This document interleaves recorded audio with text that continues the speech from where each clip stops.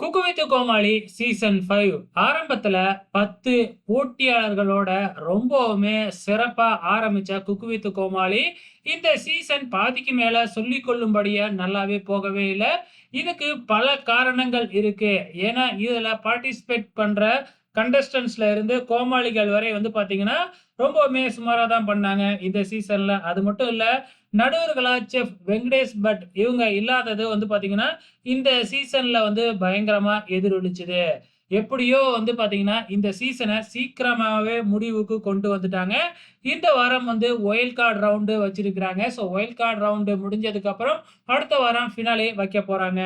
இப்ப 10 கண்டஸ்டன்ட்ஸ்ல வந்து 3 கண்டஸ்டன்ட்ஸ் வந்து பார்த்தீங்கன்னா, டைரக்ட்டா ஃபினாலே போயிட்டாங்க. மத்தவங்க 7 பேரும் எலிமினேட் ஆயிருக்காங்க இல்லையா?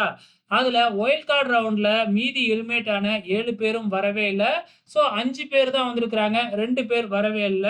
திவ்யா துரைசாமி, அதுக்கப்புறம் ஸ்ரீகாந்த் தேவா. இவங்க 2 பேருமே வந்து வைல்ட் கார்ட் ரவுண்ட்ல வரவே இல்ல.